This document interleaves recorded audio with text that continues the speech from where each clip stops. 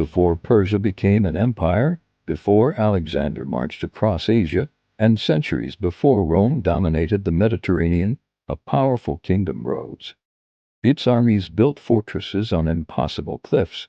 Its engineers carved canals through rock. Its kings commanded a kingdom powerful enough to challenge one of the most feared empires of the ancient world. And yet, few know its name. This was Urartu. In the 9th century BC, Urartu emerged in the rugged highlands around Lake Van, in what is now eastern Turkey.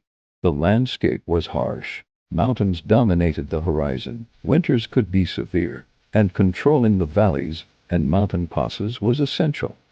But the Urartians transformed this difficult environment into the foundation of a powerful kingdom. Their capital was Pushpal, located beside Lake Van.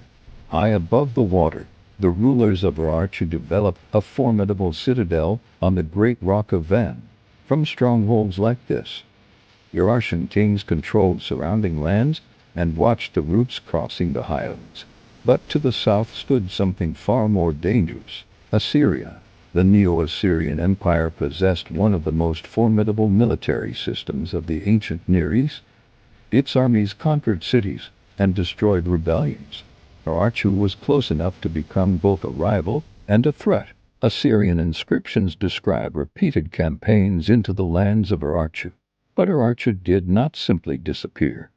Its rulers expanded their own territory and created a network of strongholds across the mountainous landscape.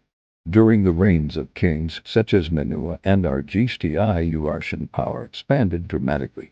In 782 BC, Argishti I founded Erebuni. The fortress stood near what is now Yerevan, the capital of Armenia. It reminds us that Urartu was not a mysterious civilization.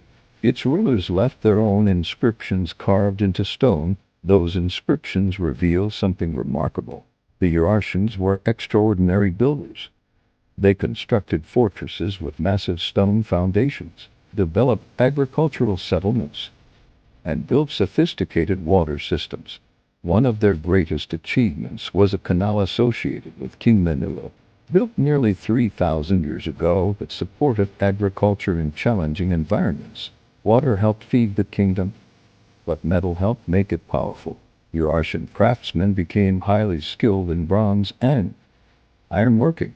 Weapons, shields, helmets, and elaborate objects discovered by archaeologists reveal a sophisticated artistic tradition. Religion was also central.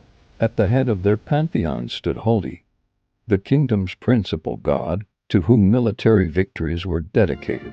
But Urartu's greatest enemy never disappeared. In 714 BC, the Assyrian king Sargon II launched a major campaign into Urartian territory. His forces plundered Musasir, an important religious center. Assyrian records celebrated the campaign as a devastating victory. Yet Urartu survived. The kingdom continued for generations. That fact alone reveals how resilient it had become. But eventually, the political world around Urartu began to change. During the 7th and early 6th centuries BC, great powers entered upheaval. Assyria itself collapsed, new groups emerged, and the evidence from Urartu becomes increasingly difficult to follow. Many Urartian strongholds were abandoned. By the early 6th century BC, Urartu had ceased to exist as an independent kingdom. Exactly how its final collapse unfolded remains debated.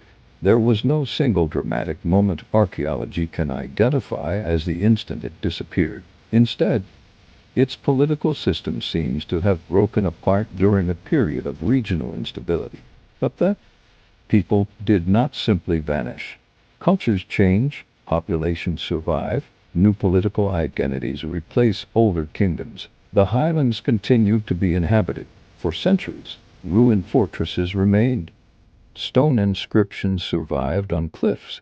Canals continued carrying water. Beneath the soil, archaeologists eventually uncovered weapons, buildings, and records of a kingdom nearly forgotten by the wider world. Today, places like Van and Erebuni still preserve traces of Urartu's story. They remind us that history is not just about remembered civilizations. An empire can build cities, challenge military giants, transform mountains with engineering, and still almost disappear from popular memory.